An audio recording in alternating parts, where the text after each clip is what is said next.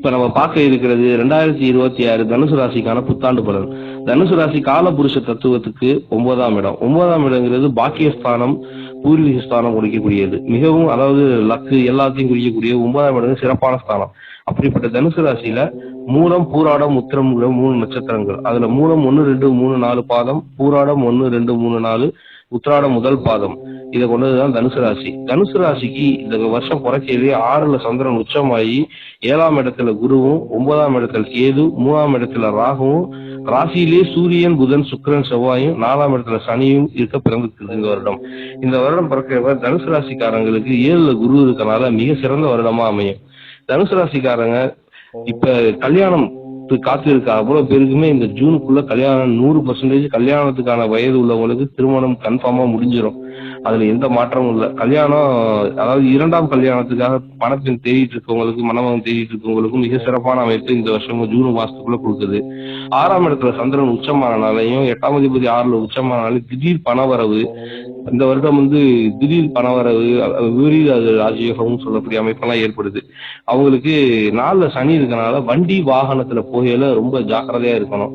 2 வீலர்ல போறவங்க helmet use பண்றது ரொம்ப ரொம்ப நல்லது.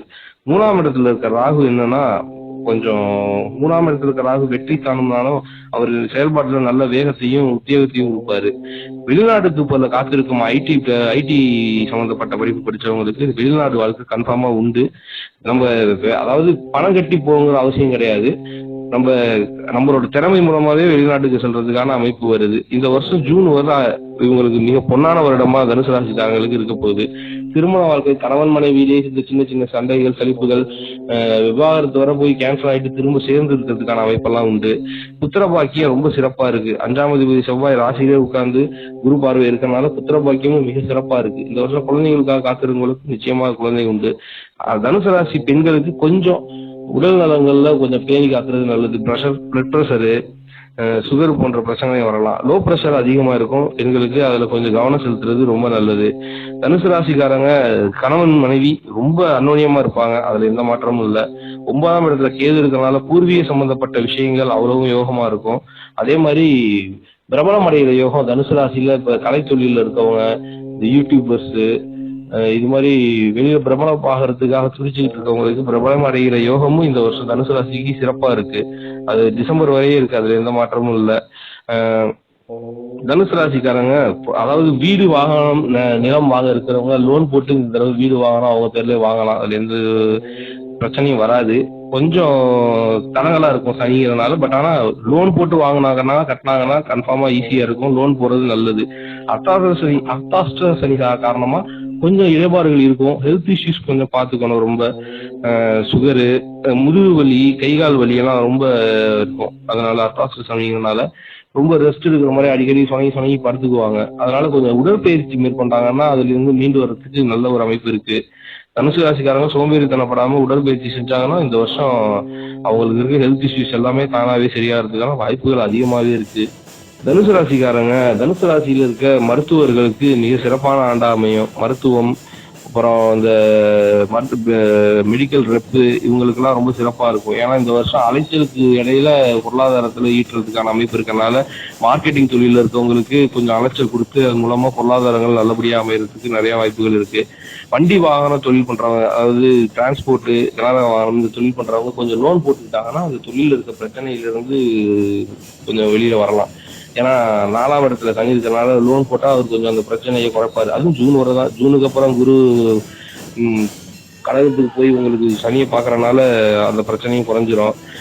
ஜூனுக்கு அப்புறம் மிக சிறப்பா இருக்கு வெளிநாட்டு செல்றவங்களுக்கும். வெளி மாநிலங்களுக்கு இந்த டிஎன்பிசி எக்ஸாம் எழுதுறவங்க அவங்களுக்காமே இந்த ஜூனுக்கு அப்புறம் ரொம்ப நல்லா இருக்கு. யூபிஎஸ் எக்ஸாம் எழுதுறவங்க, நீட் எக்ஸாம் எழுதுறவங்க எல்லாருக்குமே தனுசு ராசிக்கு இந்த வருடம் மிக சிறப்பா இருக்கு. மேற்படிப்புக்காக பிஹெச்டி படிக்கணும்னு விரும்புறவங்க அவங்கெல்லாம் இந்த தடவை அச்சீவ் பண்றதுக்கான நிறைய வாய்ப்புகள் தனுசு ராசிக்கு நல்ல அனுகூலமா சேருது. தனுசு ராசிக்காரங்க கொஞ்சம் பொதுவாகவே இனிப்பு சம்பந்தப்பட்ட விஷயங்கள், உணவு சம்பந்தப்பட்ட விஷயங்கள்லாம் ரொம்ப கட்டுக்கோப்பா இருக்கிறது ரொம்ப நல்லது. ஏன்னா உணவு ரீதியா நிறைய பிரச்சனைகள் வர்றதுக்கு, வயிற்றுல பிரச்சனைகள் வர்றதுக்கு வாய்ப்புகள் அதிகமா இருக்கு. 8ல குரு வந்ததுக்கு அப்புறம், ஜூனுக்கு அப்புறம் அதனால உணவுல ரொம்ப கட்டுக்கோப்பா இருக்கணும். அதே மாதிரி வக்கீல் சம்பந்தப்பட்ட தொழில் இருக்கவங்களுக்கு மிக அனுகூலமான நேரம். இந்த கெசட்டட் ஆபீசர்னு சொல்லக்கூடிய பொசிஷனுக்கு வக்கீல் இருக்கவங்க வருவாங்க. தனுசு ராசிக்காரங்க உடன் பிறந்த சகோதரர்கள், மூத்த சகோதரர்களுக்கு ரொம்ப அனுகூலமா இருக்கும். ஏன்னா 11ஆம் அதிபதி சுக்கிரன் ராசியிலே இருந்து குரு பார்வை இருக்கிறதுனால மூத்த சகோதரர்களுக்கு ஜூன் வரை ரொம்ப அனுகூலமா இருக்கும். இரத்த பந்த உறவுகள் ரொம்ப சிறப்பா இனிமே இருக்கும். ஜனவரியில இருந்து இருக்கும். இந்த தனுசு ராசிக்காரங்க தந்தை வழி சொத்துக்கள், தந்தை வழி உள்ள பிரச்சனைகள் அத்தனையும் தீரும். அதுவும் ஏப்ரலுக்கு அப்புறம் ரொம்ப லாபகரமா இருக்கும்.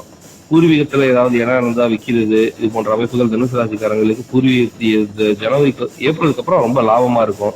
அதுல எந்த மாற்றமும் இல்லை. பயணம் மூலமா லாபம் சம்பாதிக்க வேண்டிய நேரம் இது தனுசு ராசிக்கு. ஒரு இடத்துல இருந்து இன்னொரு இடத்துக்கு நகர்த்தி டிரான்ஸ்பர் ஆகி இருக்க வேலையிலேயே மாற்றம் கொடுத்து அது மூலமா அனுகூலம் கொடுக்கறது. அதாவது இப்ப ஐடி தொழில இருக்கவங்களுக்கு அந்த தொழிலுக்குள்ளேயே மாற்றத்தை கொடுத்து அது மூலமா லாபத்தை கொடுக்குற அமைப்பு இருக்கு. விசா கிடைக்காம இருக்கவங்களுக்கு எல்லாம் இந்த வருஷம் விசா கன்ஃபார்மா கிடைச்சிடும் ஜூனுக்கு மேல. அது எந்த மாற்றமும் இல்லை. கொஞ்சம் வண்டி வாகனத்துல மட்டும் கொஞ்சம் கவனமா இருந்தா நல்லது. 2 வீலர்ல போகிறப்ப மஸ்ட் ஹெல்மெட் போடாம வெளில போறது தவிருங்க. அது ரொம்ப சிறப்பா இருக்கும்.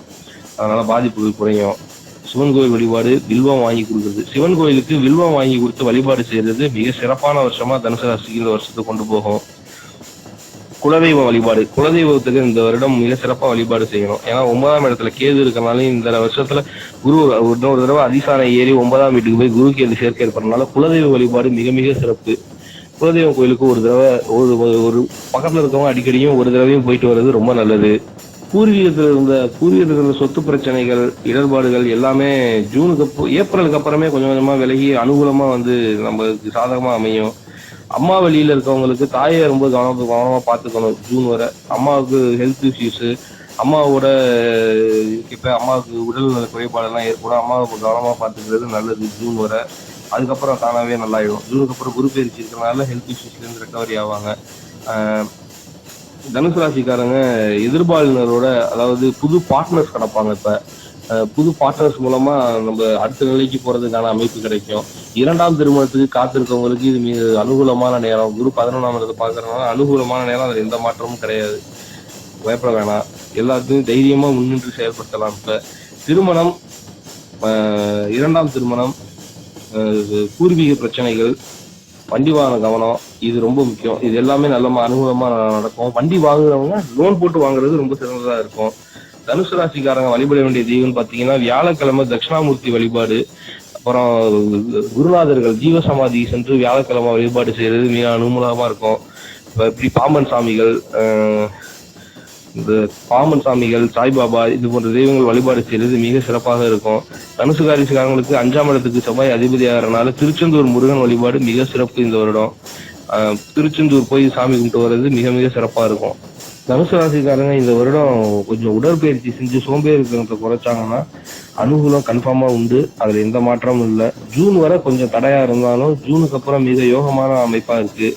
அதுலயும் எந்த மாற்றமும் இல்லை. தனுசு ராசிக்காரங்க அனுமன் வழிபாடு மிக சிறந்தது. இந்த வருஷம் டிசம்பர் மாசம் 19ஆம் தேதி அனுமன் ஜெயந்தி வருது.